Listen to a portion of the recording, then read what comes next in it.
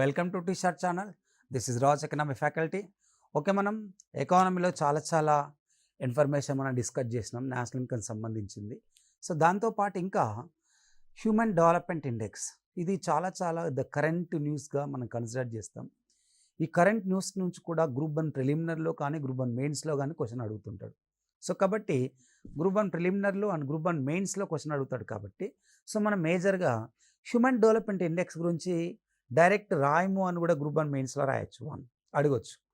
రెండోది ఏంటంటే group 1 preliminary point of వ్యూలో ఇంకా చాలా రకాలైనటువంటి ఒక కాంపిటేటివ్ ఎగ్జామ్లో సివిల్ సర్వీసెస్లో కావచ్చు, యూపీఎస్లో కావచ్చు, లేకపోతే గ్రూప్ 2లో కావచ్చు, సబ్ ఇన్స్పెక్టర్ లాంటి ఎగ్జామ్లో కూడా హ్యూమన్ డెవలప్మెంట్ రిపోర్ట్ మీద ఎప్పుడు కూడా 1 క్వశ్చన్ రావడానికి ఆస్కారం ఉంటుంది. సో కాబట్టి ఇక్కడ మనకు క్లియర్గా మనకి ఏం తెలియాలి అంటే హ్యూమన్ డెవలప్మెంట్ గురించి, హ్యూమన్ డెవలప్మెంట్ ఇండెక్స్ అంటే ఏంటిది, ఎందుకు తీసుకుంటారు, సో మానవ అభివృద్ధి సూచి ఎందుకు తీసుకుంటారు, తీసుకోవడానికి ఉండేటువంటి అంశాలు ఏంటిది అనేది, సో దాని గురించి మనకు బ్రీఫ్ ఇన్ఫర్మేషన్ అనేటువంటిది ఇంపార్టెంట్గా ఉంటుంది, రైట్. దాంట్లో మనకు ఇక్కడ మానవాభివృద్ధి సూచిని సో వివరించండి. అయితే గ్రూప్ 1 పాయింట్ ఆఫ్ వ్యూలో ద మెయిన్స్ డిస్క్రిప్టివ్లో సో డిఫరెంట్ క్వశ్చన్ అడగవచ్చు. ఇక్కడ అంటే హ్యూమన్ డెవలప్మెంట్ రిపోర్టు అడగవచ్చు, లేదా హ్యూమన్ డెవలప్మెంట్ ఎలా తీసుకుంటారు దాని గురించి ఎక్స్ప్లెయిన్ చేయని అడగవచ్చు.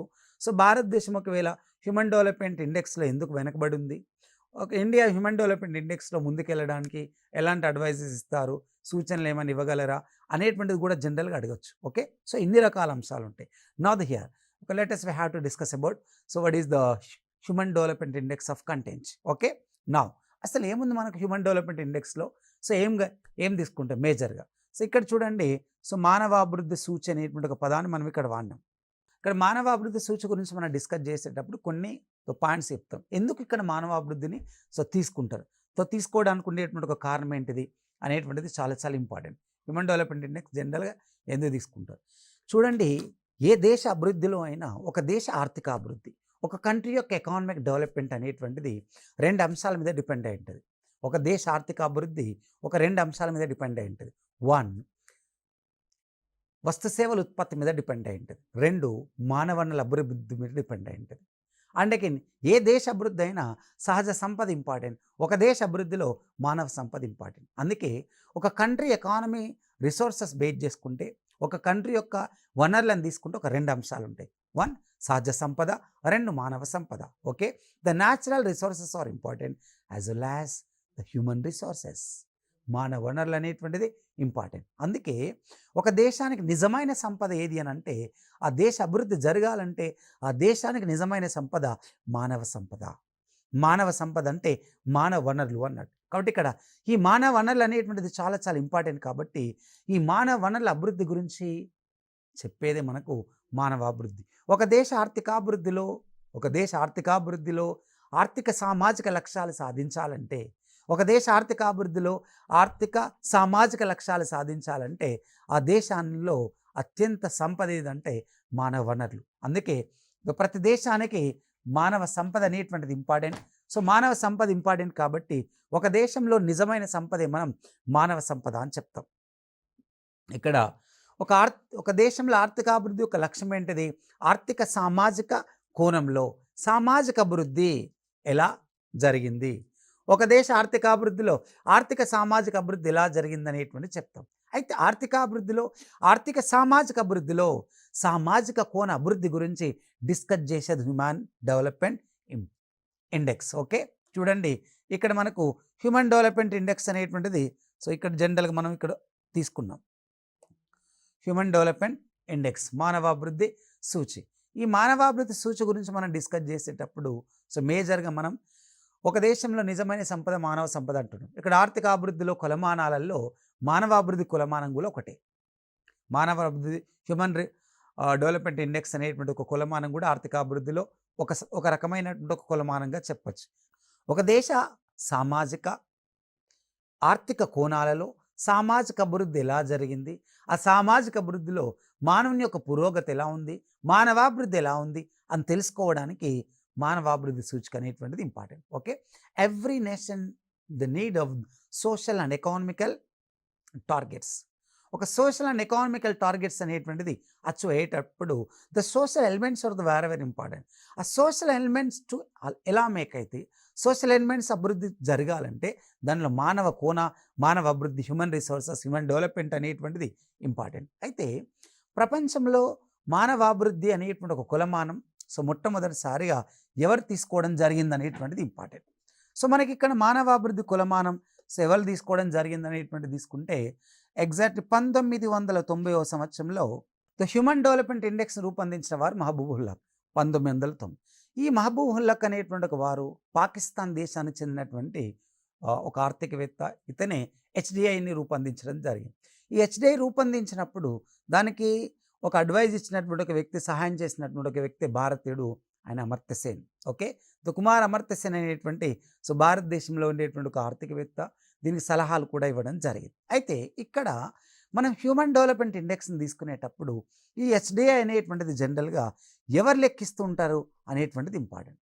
హెచ్డిఐ ఎవరు లెక్కించడం జరుగుతుంటుంది అంటే యుఎన్డిపి. ఓకే, ఐక్యరాజ్య సమితి అనుబంధ సంస్థ UNDP, united national development programme. ఇక్కడ యుఎన్డిపి అనేటువంటిది 1960వ సంవత్సరంలో ఐక్యరాజ్య సమితి ఆధీనంలో యుఎన్డిపి అనేటువంటిది ఏర్పాటు కావడం జరిగింది. యుఎన్డిపి అనేటువంటిది ఏర్పాటు అయితే ఇక్కడ మనకు ఈ యుఎన్డిపి ప్రతి సంవత్సరం ఐక్యరాజ్య సమితి ఆధీనంలో యుఎన్డిపి ప్రపంచ దేశాలను పరిశీలించినప్పుడు ప్రపంచవ్యాప్తంగా హ్యూమన్ డెవలప్మెంట్ ఇండెక్స్ అనేటువంటిది రూపొందించి ప్రపంచ దేశాలకు ప్రతి సంవత్సరం ఏంటంటే ర్యాంకులు అందించడం జరుగుతుంది.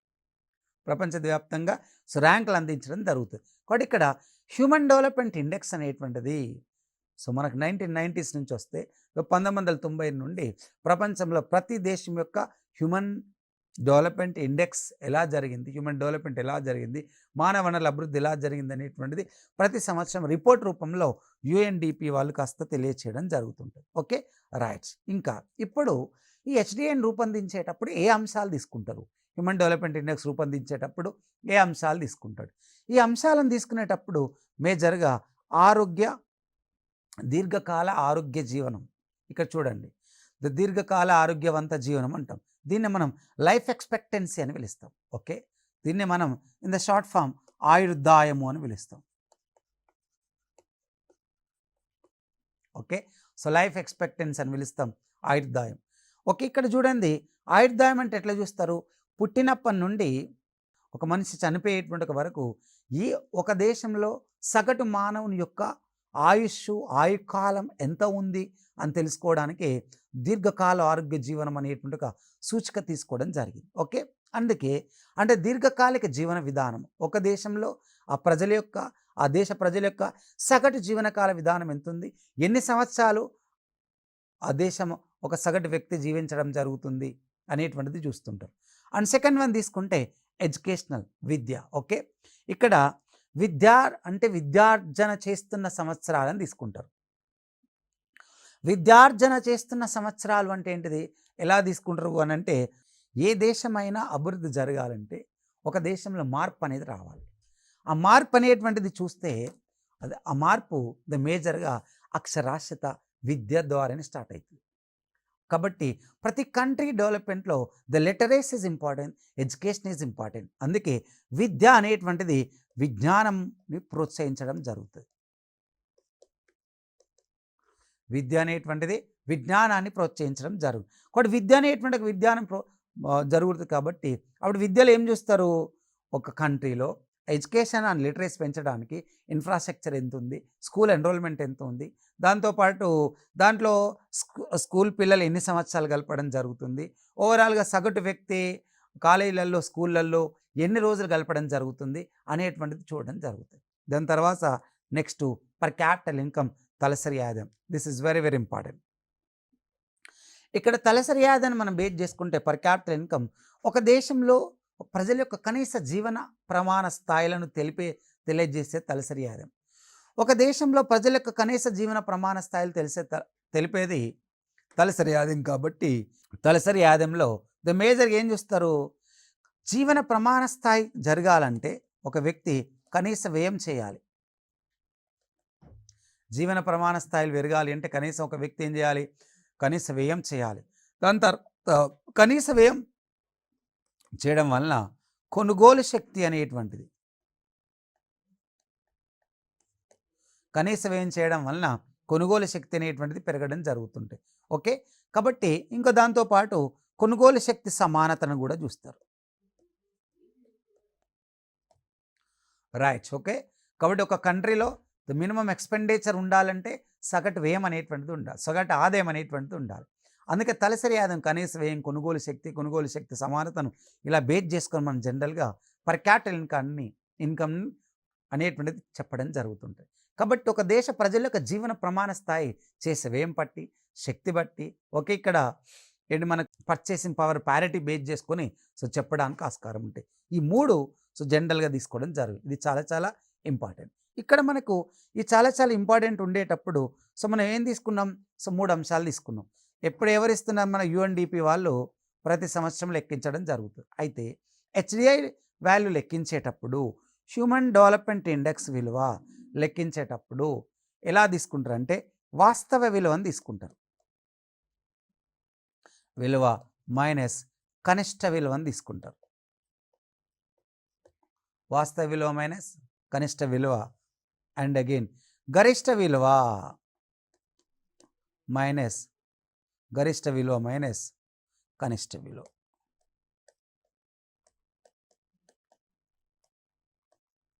ఓకే.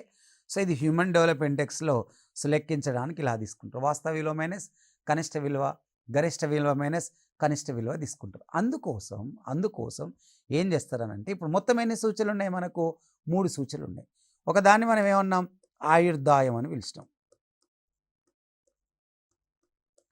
ఈ ఆయుర్దాయంలో ఎలా ఇస్తారు? గరిష్టం, కనిష్టం. గరిష్టంగా ఎంత ఇస్తారు? 85 సంవత్సరాలు. 85 సంవత్సరాలు. కనిష్టంగా ఎంత ఇస్తారు? ఓవరాల్గా తీసుకుంటే 25 సంవత్సరాలు ఇస్తారు. ఓకే. అంటే ఏం చేస్తారు? వాస్తవ విలువ, గరిష్ట విలువ అని. ఇప్పుడు ఎగ్జాక్ట్లీ ఒక కంట్రీలో సగటున 35 సంవత్సరాలే వాస్తవంగా బతుకుతున్నాడు అనుకో. అప్పుడు ఏం చేస్తారు? 30 - 25 అండ్ అగైన్ 85 మైనస్ తర్వాత 25 ఇలా తీసుకొని డివైడ్ చేస్తే అప్పుడు పాయింట్లలో 1 పాయింట్ కంటే దగ్గరలో వస్తుంటుంది. అండ్ అగైన్ నెక్స్ట్ వన్ ఆయుర్దాయం. ఆయుర్దాయం తర్వాత నెక్స్ట్ ఏంటిది? అక్షరాస్యత చూస్తారు. ఓకే. అక్షరాస్యతతో గరిష్టంగా 100 పాయింట్లు ఇస్తారు, కనిష్టంగా 0 ఇస్తారు. దాని తర్వాత ఒక మూడోది. మూడోది ఏంటిది? గరిష్టంగా ఓకే $40,000 ఇస్తారు. అని కనిష్టంగా తీసుకుంటే $100 ఇస్తారు. ఇట్లా ఓకే $100 ఇస్తారు. ఇలా ఓవరాల్గా కనిష్ట విలువ, గరిష్ట విలువ ఇలా బేస్ చేసుకొని హ్యూమన్ డెవలప్మెంట్ ఇండెక్స్ రిపోర్ట్ తీసుకుంటారు. అంటే హెచ్‌డిఐ లెక్కించినప్పుడు వాస్తవ విలువ మైనస్ కనిష్ట విలువ, గరిష్ట విలువ మైనస్ కనిష్ట విలువ ఇలా బేస్ చేసుకొని ఆయుర్దాయానికి గరిష్టం ఇంత ఇస్తారు, ఇలా అక్షరాస్యతకి ఇంత ఇలా ఇచ్చిన తర్వాత అప్పుడు పాయింట్ అని డిసైడ్ చేస్తారు. ఈ పాయింట్లు ఎలా ఇస్తారనంటే ఎప్పుడైనా హెచ్‌డిఐ జవాబు అనేటువంటిది 0 నుంచి 1 పాయింట్ మధ్య ఉంటుంది. 0 నుండి 1 పాయింట్ మధ్య హెచ్‌డిఐ జవాబు ఎప్పుడైనా 0 నుండి 1 పాయింట్ మధ్యలో ఉంటుంది. ఇది చాలా చాలా ఇంపార్టెంట్. హెచ్‌డిఐ జవాబు 0 నుండి 1 పాయింట్ మధ్య ఉండడానికి ఆస్కారం ఉంటుంది. ఈ 0 నుండి 1 పాయింట్ మధ్య ఆస్కారం ఉంటుంది కాబట్టి ఈ 0 నుండి 1 పాయింట్స్ ఆధారం చేసుకొని అంటే ఇక్కడ ఆధారం చేసుకోను అంటే అప్పుడు వచ్చినటువంటి జవాబు ఏదైతే ఉంటుందో 0 నుండి 1 పాయింట్స్ ఆధారం చేసుకొని హెచ్‌డిఐ జవాబును ప్రపంచంలో ఒక 4 రకాల దేశాలుగా డివైడ్ చేయడం జరిగింది. 0 నుండి 1 పాయింట్స్ని ఆధారం చేసుకొని మనకు ఒక 4 రకాలుగా దేశాలుగా డివైడ్ చేయడం జరిగింది. రైట్.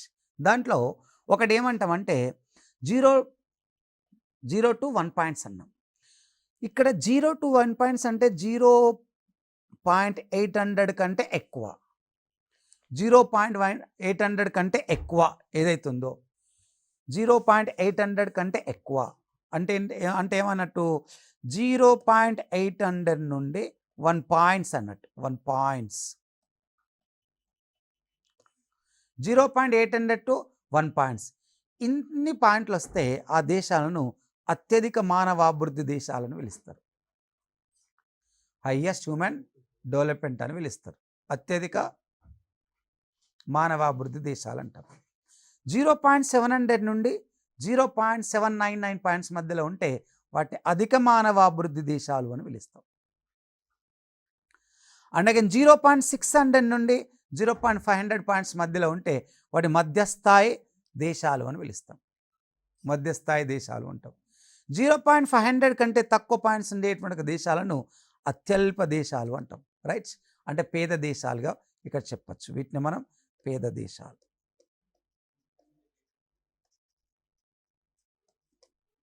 పేద దేశాలని పిలుస్తాం. ఇప్పుడు ఎగ్జాక్ట్లీ ఓవరాల్గా ఇక్కడ మనం ఏం చూసినాం, పాయింట్స్. ఈ పాయింట్స్లలో 0.800 కంటే ఎక్కువగా ఉన్నాయి అత్యధిక మానవ అభివృద్ధి దేశాలు. 0.700 నుంచి 0.799 పాయింట్స్ వచ్చిన దేశాలు అధిక మానవ అభివృద్ధి దేశాలు. 0.699 నుండి 0.500 పాయింట్స్ మధ్యలో వస్తే వాటి మధ్యస్థాయి మానవ అభివృద్ధి దేశాలు. అని 0.500 కంటే ఎక్కువ పాయింట్స్ ఉన్న దేశాలను ఏమంటాం, అత్యల్ప దేశాలు అని పిలుస్తాం. ఓకే, 1 2 3 4 అనేటువంటి ఇక్కడ 0.800 కంటే ఎక్కువగా ఉన్నాయి. ఇక్కడ very high human developed countries. And again the next one high human developed countries. And third one middle human developed countries. And fourth one under developed countries. Okay, ఇలా 4 రకాలుగా చెప్పినాం. దేన్ని బేస్ చేసుకొని చెప్పినామని చెప్పిన నేను మీకు. సో మనం దేన్ని బేస్ చేసుకొని డిస్కస్ చేసినాం, ఇక్కడ 0 to 1 పాయింట్స్, 0 to 1 పాయింట్స్ ఆధారం చేసుకొని చెప్తాం. కాబట్టి మ్యాక్సిమం 800 పాయింట్స్ కంటే ఎక్కువగా ఉన్న దేశాలన్నీ the rich human developed countries. 0.700 to 0.799 countries అంతా high human developed countries. And again middle, and again so lower. ప్రపంచవ్యాప్తంగా ప్రతి సంవత్సరానికి ఒకసారి రిలీజ్ చేసే సంస్థ ఎవరన్నా యుఎన్డిపి. ఈ యుఎన్డిపి రిలీజ్ చేసేటప్పుడు ఏమేమి అంశాలు తీసుకుంది, 3. 1 ఆయుర్దాయం, అండ్ విజ్ఞానం, ఓకే, తలసరి ఆదాయం, ఈ పదాలను తీసుకున్నది. సో ఈ మూడింటిని తీసుకోవడం జరిగింది. రైట్, ఈ మూడింటిని తీసుకొని లెక్కించేటప్పుడు ఇంకోటి ఏం తీసుకుంటుందని చెప్పిన మీకు, ఈ 3 తీసుకొని లెక్కించేటప్పుడు ఒక్కొక్క వాల్యూలో హెచ్డిఎన్ లెక్కించేటప్పుడు వాస్తవ విలువను తీసుకుంటారు, కనిష్ట విలువ తీసుకుంటారు, గరిష్ట విలువ తీసుకుంటారు, కనిష్ట విలువ తీసుకుంటారు. ఓకే, దాంతోపాటు అందుకే ఇప్పుడు ఆయుర్దాయానికి గరిష్టం ఇంత, కనిష్టం ఇంత, అక్షరాస్యత 100 పాయింట్లు 0 ఇస్తారు, $40,000 అండ్ అగైన్ $100 అని తీసుకుంటారు. ఇలా బేస్ చేసుకొని హ్యూమన్ డెవలప్మెంట్ ఇండెక్స్ క్యాలిక్యులేట్ చేస్తారు. దీన్ని బేస్ చేసుకొని ఇలా క్యాలిక్యులేట్ చేస్తే human development index 2020 human development report ప్రకారం 2020 హ్యూమన్ డెవలప్మెంట్ రిపోర్ట్ ప్రకారం సో ఇక్కడ తీసుకుంటే సో భారతదేశం యొక్క ర్యాంకు సో ఎంత రావడం జరిగిందంటే 131 ర్యాంక్ వచ్చింది ఇండియా. ఓకే, సో ప్రపంచంలో ఫస్ట్ ర్యాంక్ ఏది అని అంటే నార్వే. ఒక ప్రపంచంలో ఫస్ట్ ర్యాంక్ ఏంటిది, నార్వే అన్నట్టు. హ్యూమన్ డెవలప్మెంట్ ఇండెక్స్లో ప్రపంచంలో first rank Norway, second rank Ireland, third rank Switzerland, fourth rank Hong Kong. Okay, ఇంక ఇవే తీసుకుంటే ఫిఫ్త్ మనకు తీసుకుంటే Hong Kong, and sixth one Germany, sixth Germany ఉంది. ఓకే, అండ్ అగైన్ దాని తర్వాత ఇప్పుడు మన పక్కనున్న దేశాలు తీసుకుంటే శ్రీలంక ర్యాంక్ 72 వచ్చింది, Sri Lanka rank. Okay, and China rank తీసుకుంటే 85 రావడం జరిగింది. అండ్ అగైన్ దాని పక్కనున్న ద భూటాన్ ర్యాంక్ తీసుకుంటే 129 ఉంది. బట్ ఇండియా తీసుకుంటే ఇక్కడ 131 ఉంది, 131వ స్థానంలో ఇండియా ఉండడం జరిగింది. ఇది ఓకే. కాబట్టి ఇక్కడ చూడండి ద నార్వే, ఇక్కడ మనం ఇక్కడ కొంచెం ఇక్కడ స్పెల్లింగ్ మిస్టేక్ వచ్చింది. ఓకే, ఇక్కడ మనం ఇక్కడ నార్వే అని పిలవాలి. ఓకే, హ్యూమన్ డెవలప్మెంట్ ఇండెక్స్లో the first rank is the Norway, second Ireland, and third Switzerland. ఇప్పుడు ఈ నార్వే లాంటి దేశాలను మనం పరిశీలించినప్పుడు ఈ నార్వేకి వచ్చిన పాయింట్లు 0.957. అంటే సెకండ్ ఏమన్నా మనము ఐర్లాండ్, ఐర్లాండ్కి వచ్చిన పాయింట్లు 0.955. అంటే third one. So third one base చేసుకుంటే స్విట్జర్లాండ్, స్విట్జర్లాండ్కి వచ్చినటువంటి ఒక పాయింట్లు తీసుకుంటే 0.955. ఓకే, ఇప్పుడు 0.800 కంటే ఎక్కువ హెచ్డిఐ పాయింట్లు వచ్చిన దేశాలు మనం ఏమని పిలిచినాం, ఇక్కడ అధిక మానవాభివృద్ధి దేశాలని పిలిచినాం. అంటే ఒక నార్వే లాంటి దేశం the rich, the human development, the countries అని క్లియర్గా చెప్పడం జరుగుతుంది. And what about of our country, భారతదేశం ఎన్నో స్థానంలో ఉన్నానో 131. ఇండియా 131 ర్యాంక్లో ఉంటే సో భారతదేశానికి మనం కన్సిడర్ చేసినప్పుడు 131 పాయింట్లు ఉంటే 0.645 పాయింట్స్ వచ్చినాయి ఇండియాకు. 0.645 పాయింట్స్ వచ్చినాయి. ఇది మీకు ప్రిలిమినరీలో అడుగుతారు. ఎన్నో ర్యాంక్ ఉంది? 131. ఓకే, ఇక్కడ 0.645 పాయింట్స్ వచ్చినాయి. అండ్ అగైన్ నెక్స్ట్ బేస్ చేసుకుంటే ప్రపంచంలో 2020 హ్యూమన్ డెవలప్మెంట్ రిపోర్ట్ బేస్ చేసుకుంటే 189 దేశాల యొక్క రిపోర్ట్ రిలీజ్ చేసింది. ఆ 189 దేశాలలో చివరి స్థానంలో ఉన్న దేశం ఏదంటే niger. 189 rank is the niger. దాని తర్వాత 188వ ర్యాంక్లో ఉన్నది ఏదంటే సెంట్రల్ ఆఫ్రికన్ రిపబ్లిక్ అని పిలుస్తాం, 188. ఇక్కడ నైగర్ అనేటువంటి తీసుకుంటే సో జనరల్గా ఇంత ఉంటే ఈ నైగర్ ఎక్కడ అండ్ సెంట్రల్ ఆఫ్రికన్ రిపబ్లిక్ ఇంత ఉండడం జరిగింది. ఇవి హ్యూమన్ డెవలప్మెంట్ ఇండెక్స్లో ఉండేటువంటి ర్యాంక్స్ మనకు ఇంత ఉండడం జరిగింది. కాబట్టి ఇప్పుడు ఎగ్జాక్ట్లీ మనకి ఇక్కడ ఏం అడగచ్చు?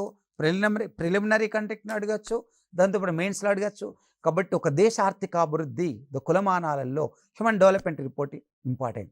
సో ఒక దేశ ఆర్థిక అభివృద్ధిలో ఆర్థిక సామాజిక లక్ష్యాలను బేస్ చేసుకోవాలి. కాబట్టి సామాజిక అభివృద్ధి ఆ దేశంలో ఉన్న ప్రజలతోనే ఎక్కువగా ప్రధానంగా జరుగుతుంది. ఆ సామాజిక అభివృద్ధిలో భాగంగానే మనకి ఇక్కడ విద్య అనేటువంటి ఒక పదాన్ని వాడినాం. కాబట్టి ఈ విద్య, తలసరి ఆదాయం, దీర్ఘకాలిక ఆరోగ్య జీవనం ఇవి ఒక మానవునికి అవసరమైనటువంటి అంశాలు. ఈ మానవునికి అవసరమైనటువంటి అంశాలు కాబట్టి సో వీటిని బేస్ చేసుకొని మనం ఈ 3 అంశాలు బేస్ చేసుకొని లెక్కించడం జరుగుతుంది. 3 అంశాలు బేస్ చేసుకుని మనం సో లెక్కించడం. ఈ 3 అంశాలు బేస్ చేసుకొని లెక్కిస్తాం కాబట్టి ఇక్కడే ఈ మూడిట్లో దీర్ఘకాలిక ఆరోగ్య జీవనం కావచ్చు, విద్య కావచ్చు, తలసరి ఆదాయం కావచ్చు, సో దేంట్లో ఎక్కువగా ఉన్నా కూడా ఆ దేశాలన్నీ, ఆ మూడిట్లో ఎక్కువగా ఉన్న దేశాలన్నీ హ్యూమన్ డెవలప్మెంట్ ఇండెక్స్లో టాప్లో రావచ్చు. ఓకే రైట్, ఇవి మనకి హ్యూమన్ డెవలప్మెంట్ ఇండెక్స్లో ఉండేటువంటి సో మేజర్ అంశాల గురించి మనకు డిస్కస్ చేసినాం.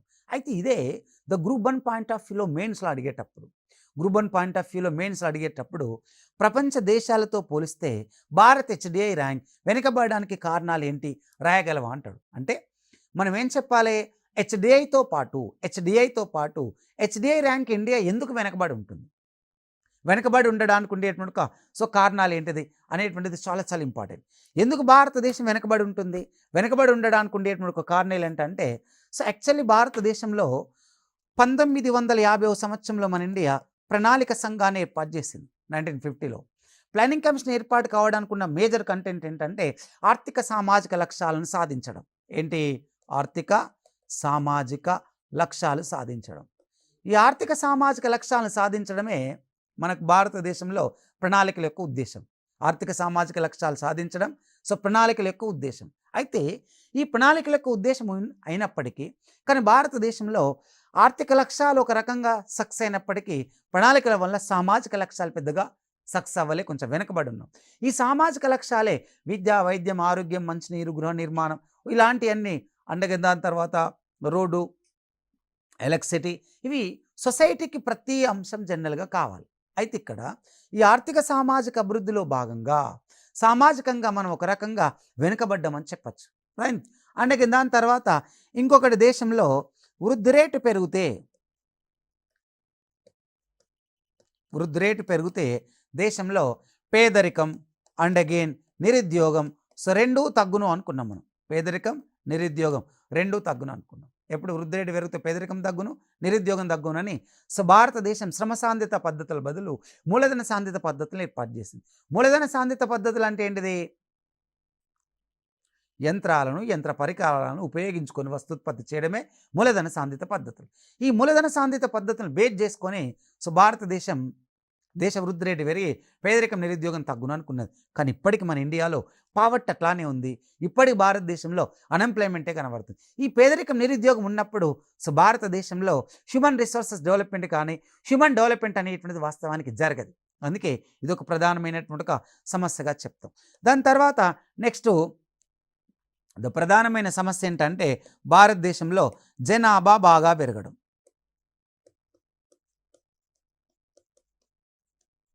ఓకే, జనాభా పెరుగుదల, పాపులేషన్ హైక్ కావడం.